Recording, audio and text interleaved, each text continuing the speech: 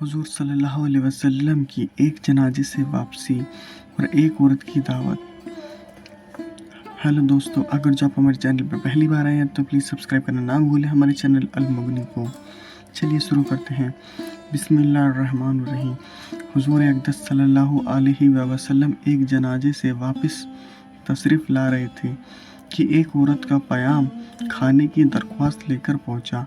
हुजूर सल्लल्लाहु अलैहि वसल्लम खद्दाम समेत तशरीफ़ ले गए और खाना सामने रखा गया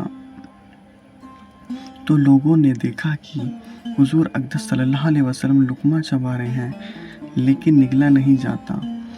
हुजूर सल्लल्लाहु अलैहि वसल्लम ने फरमाया, ऐसा मालूम होता है कि इस बकरी का गोश्त मालिक की बगैर इजाज़त ले लिया गया है। उस औरत ने अर्ज़ किया, या रसूलल्लाह, मैंने रेवड़े में बकरी खरीदने आदमी को भेजा था, वहाँ मिली नहीं। पड़ोसी ने बकरी खरीदी थी, मैंने उसके पास कीमत से लेने को भेजा, वहाँ तो मिले नहीं। उनकी बीवी ने बकरी भेज दी। हुजूर सल्लल्लाहु अलैहि वसल्लम ने फरमाया, कैदियों को खिला दो।